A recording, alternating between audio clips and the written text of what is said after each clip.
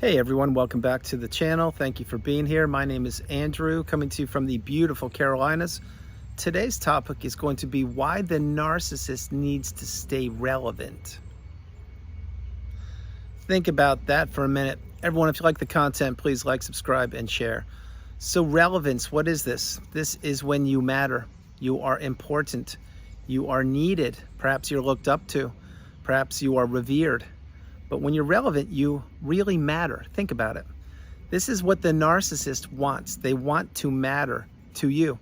The narcissist has always wanted to be relevant to you. You see, when you were in the narcissistic relationship, you believed that that person had your best interest at heart.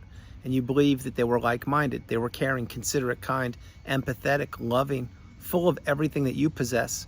Well, it turned out that they're the exact opposite.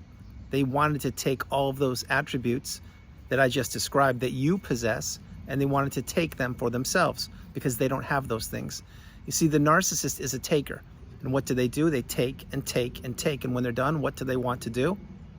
That's right, they want to take more. But when the narcissist was relevant to you, that's when you were in the relationship.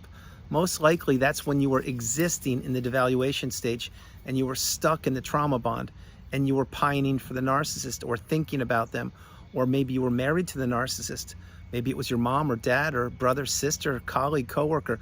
Whomever the narcissist was, back then they were relevant to you and they meant so much to you. And the narcissist knew this. So let's say it was one of your parents. Well, the parents who turned out to be the narcissist, your parents perhaps, they were toxic and challenging and you didn't have the upbringing that perhaps you should have had. And that is not the way a child's upbringing should be at the hands of a narcissist, but yet so many people have experienced that. But the narcissist, that parent meant one thing to you back then. You looked up to them, you probably respected them, and you thought that they had your best interest. Well, as you grew older, you realized that that was a toxic parent that you had, maybe even a narcissist, and no longer are they relevant. Now, are they your blood parent? Of course. But the point being, now probably, as you've grown up, and you've changed and you've realized what narcissism is and how it affected you for a period of time, which was the length of your life to this point, that's when you probably went no contact. You probably stopped giving your narcissistic parent opportunities or chances, and now they are no longer relevant to you. You can still love them from afar, wish them the best, but what you would say is just stay away from me. That's why the path is to go no contact and to block the narcissist no matter where they are, who they are, and what time frame you were with them, because the narcissist cannot change and they want to keep people stuck in that low vibrational quagmire state where they exist. And when you block them, what are you telling them? You got it. You're telling them that they are no longer relevant to you, that you have healed or you are healing, and they don't control you any longer, or they can't control you any longer. Now, I'll talk about blocking for a quick moment. I mention it in virtually every video I create. The reason why I mention it is because it is a tool to be utilized by people to help insulate and protect themselves from toxicity all over the globe. When you block someone, you are saying no to them and you are saying yes to yourself. You're putting up a boundary. And think about the smartphone, or think about emails where you have the ability to block people. Why was that tool implemented? It was implemented to be utilized so that you could avoid the pitfalls of these toxic relationships. Or if you don't want to communicate with somebody, you hit the block button. And I know for so many people it's a challenge to do that because they feel guilty or they feel sorry for the person, etc. Those days are long over. We're now in the internet age. If you want the real truth, we're in the age of inaccountability where everyone blames everyone else for their own problems. But that is not what you need to be doing, which is blaming other people. You need to be healing and slowing your life down and processing things. And when the narcissist is no longer relevant to you and you have blocked them, you will see your health return. You will see your finances return. You will see your hobbies return. You will see your energy return. The clarity in your mind will return. The doors of abundance in time will open up for you. The doors of possibility will open up for you. The doors of opportunity, possibility, and probability will be kicked wide open. But these doors will stay closed as long as you're in the proximity or in the relationship with the narcissist, because your energy is going to the narcissist in that relationship. And that's when the relationship was relevant to you. So let's say you married the narcissist. Well, I'm sure that as soon as the wedding bells rang, the guests were gone, the gifts were collected and counted, and the narcissist knew that they had sunken their dirty fangs into you. That's when the dynamic shifted. It's almost as if it shifted overnight, because that's what happens. Once the narcissist knows they have you locked down, that's when they really begin to punish you for being you. That's when they begin to gaslight you, stonewall you, give you the silent treatment. The smear campaign was well underway. You were triangulated left, right, and center, even though you didn't know what it was. You're experiencing verbal abuse, financial abuse, certainly emotional abuse, mental abuse, maybe even physical abuse. But when you realized that you had married somebody who wasn't who they claimed to be, and you didn't know that it was a narcissist, that is a very vulnerable position to be in. It's a very debilitating position to be in, because you fell in love with somebody who does not ever, with you or anybody, have the ability to love back. They can fake it, and they can fake empathy, and they can fake walking down the aisles and getting all the supply or all the fuel from everybody attending the ceremony or the event. But once the guests are gone and the wedding ring's on the finger, this is when they begin to devalue you. And that's where you experience the Dr. Jekyll and Mr. Hyde mentality, because when that front door would open, you would never know who would be there, Dr. Jekyll or Mr. Hyde. But this is when the narcissist was relevant to you, because you were working on the relationship. You were working for the narcissist. You were putting out all the fires that they were starting on purpose. You were a people pleaser, perhaps, a yes person. You couldn't say no, the strongest word in the English language, and you were a very vulnerable person, and you were susceptible to the narcissistic relationship because you weren't taught this in school. And when you're in that environment, in the four walls, experiencing all the toxicity from the narcissist who claimed that they loved you, when in fact they're just toying with you because they now know there's a ring on your finger and their finger, this is not any place you want to be in a million years, which is why the narcissistic relationship in general, I wouldn't wish this upon my worst enemy. I wouldn't wish anybody to ever go through this. My hope and my dream and moonshot is to eradicate narcissism. But that's not going to happen anytime soon. That's why we need to continue to get our cups full, continue to make the narcissist irrelevant or not relevant, and continue to move on our own path. Because the narcissist will come at you in all different shapes, sizes, colors, ethnicities, different languages. They will appear as the most beautiful person on the planet. And yet behind the beauty of the exterior of them is nothing but emptiness, nothing but darkness. There is a vast wasteland inside of them that needs to be occupied by people's beautiful, bright, shining light. And that energy came from you. That fuel came from you, or the supply, whatever you want to call it.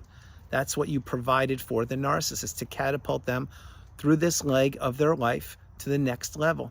And the narcissist is always trying to level up. They're always trying to improve their circumstances. They're trying to be with the best people, be with the most important people, dine at the fanciest restaurants. They're trying to wear the best clothes, etc. But when the narcissist runs dry on supply or fuel, whatever you want to call it, it's when you really get the message and you go no contact, etc.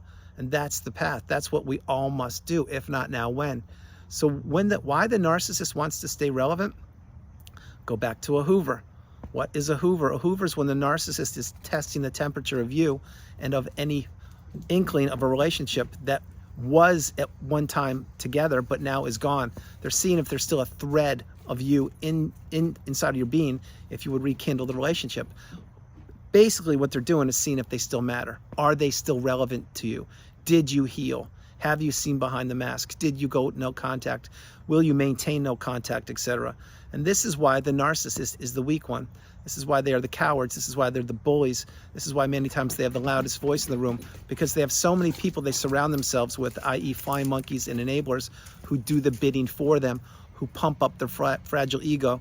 But these people don't realize that they too will be a target eventually, because anybody in the proximity or the vicinity of the narcissist is a potential next target. You now know that, or you're learning it. So it doesn't matter if one of your parents was the narcissist, it was your brother, sister, or the romantic relationship. The point is, the narcissist entered your life for a period of time, and they took you on a roller coaster of emotions. They took you super high and they dropped you super low. They pushed you away and they drew you back in. And what they wanted to do was to remain relevant to you. They wanted to remain important in your life. They didn't want you to break the trauma bond. They didn't want you to heal. They didn't want you to figure out what they always knew, which was they're a toxic, narcissistic person. This is the one big elephant in the room that the whole world, many of the people in the world, have known for hundreds of years, but yet did not want to discuss it. But now with the advent of the internet and the smartphone, more and more people are becoming awakened and aware, and they're becoming educated and empowered, and they realize that the narcissist has been swarming all around them throughout their whole life. They just couldn't identify it. Maybe it was their sister. Maybe it was their neighbor. Maybe it was a friend of 10, 20, 30 years. Who knows? But now you're really wrapping your head around that not everyone has your best interest at heart, and not everybody has the best thing in mind for you, and that people on the planet do wear masks, figuratively and literally, to manipulate other people to get them to do whatever they want, and to get them stuck in that low vibrational quagmire state, or to get them caught up in the trauma bond. But when the narcissist was relevant to you, again, you didn't know they were a narcissist. You knew something was off, but you were ignoring your instincts and intuition, and you were ignoring red flags because you were giving them more and more chances to maintain the relationship or to improve the relationship, or you were believing in their words that they would do better and that they cared and that they actually did want to do the right thing. Well, the narcissist only cares about one person, and it is not you. It is themselves. And once you do the deep dive on narcissism and you focus on whatever relationship you were a part of, then you organically go down the rabbit holes of education and exploration about other relationships that you are in currently, or you were in the past. And this is where it starts. It starts with the one narcissist, and then you'll go back to your family of origin, your neighborhood people, the kids you went to school with, college classmates, etc., professors, people in religious organizations. You'll be able to identify the toxicity all around you. That's why you have to have boundaries. That's why you cannot overshare. That's why these people, i.e. the toxic people, need to become irrelevant. They need to not matter any longer to you. Now, I know it's easier said than done, because when someone was once relevant to you, when they once were your whole world, and when that world crashes down, i.e. through the discard, when that happens, you have to really process a lot of things. But one thing you have to do is you have to really slow your life down and understand that there's nothing you could do about that. That relationship was going to break anyway. It was already broken many times over and over again via many discards throughout the relationship. And then something came to a head. Something finally snapped. You had seen one too many things from the narcissist, or the narcissist already had the new supply lined up and they discarded you. Either way, if you're in the relationship, my heart goes out to you. But when that happened, you eventually realized that no one was going to come knock on your door. There was no magic pill you could take or no magic wand that would be waved. And that, yeah, in fact, when that relationship ended, the narcissist still did matter to you. They still were relevant to you. That's why you were looking to communicate with them to get closure, because you were searching for the answers to the questions that you had, and you believed that the narcissist would give you closure and they would give you real life answers as to what happened in that relationship. We now know the narcissist won't give you closure, but not only that, they don't want you to give yourself closure, which is why they want to stay relevant in your mind, and they want to keep you stuck and trapped. So that's what the Hoover is. The Hoover is when the narcissist is checking the temperature on you to see if you figured out who they are. And that's why, if you haven't figured them out yet, and you have because you're on the channel, that's when they are still relevant to you. That's when they can still talk to you and say, hey, we could just grab lunch or coffee, or we can stay friends, or, you know, it's not such a big thing, or I'll swing by tomorrow and drop off some of your old clothes or things. You see, the narcissist wants to matter. They really want to be living inside of your mind. They want you to pay a huge price for you having a heart. They want you to pay a huge price for you having empathy, and for you being caring, and for you having the ability to fall in love. All the things I mentioned right there, those three things, these are things the narcissist doesn't have. They can fake them all day long, and they can tell you whatever they want to. But remember, the words of the narcissist never, and I mean never, match their actions. There was toxicity from the minute you met that narcissist. You were on a roller coaster. You were taking super high and dropped super low. You didn't know if you were coming or going sometimes, but what you did know is you were caught up in something, in a cyclone, in a hurricane, in a massive tsunami. And this was the narcissistic relationship in a nutshell. But again, you didn't know where you were. You just knew that you were not where you once were. And when you looked around, you weren't the same person that you were before you met the narcissist, because you were giving them all of your resources, your time, money, energy, effort, everything. And you were believing in the mask. You were believing that they had your best interest at heart. Now, when you fast forward and the dust has settled, the clarity has returned, and the smoke has lifted, the fog has lifted, then you realize that whole thing, that relationship that you were part of, yes, it did happen. Yes, you had to go through it. Yes, there was no other way. Yes, it taught you a huge lifelong learning lesson. And yes, you are stronger than you know. When you realize those things, that's when the narcissist becomes really small. They become teeny weeny, itsy bitsy. Because at one point in time during your life, one period of your life, the narcissist had the loudest voice, and they were controlling you controlling your relationships and controlling anything you did. And when they can no longer do that, once the relationship has ended and you've healed properly, that's when you realize that you are an absolutely amazing human being. And the narcissist took their best shot at you. They took their best chance at having you stay stuck and not figuring out who they were. But that's not you. You found the needle in a haystack. You put yourself back together, or you are doing so. And you're getting stronger, and your cup is getting full each and every day. This is a good thing. And so when you look back in the past, think about how much you gave to the narcissist, what you did to elevate them in their lifestyle for a period of time, and how relevant they were to you. Then fast forward to present day and think to yourself where you are and how much you've come through and all the experiences you've endured and all the toxicity that you went through. But you're still here, and you're now in the third version of you, the strongest, most galvanized version of you known to humankind. This is rarefied air. This is where you belong. This is where you've worked so hard to get to arrive at. And this is when the narcissist becomes irrelevant. They don't matter any longer. What you do if they ever cross your mind is you say, that was then, this is now. Just stay away from me. Just stay away from me. And what that means is, yes, you had me. Yes, I was in the relationship. Yes, I didn't know that narcissism existed. Yes, I kept on giving to a fault. But when that relationship ended and you ripped the mask off and you crashed it to the ground and threw me away, or crumbled me up like a sheet of paper on the freeway and threw me out, and you didn't think I would exist, what did I do? I healed, and I learned, and I grew, and I elevated, and I ascended. And now you, the narcissist, you're no longer relevant.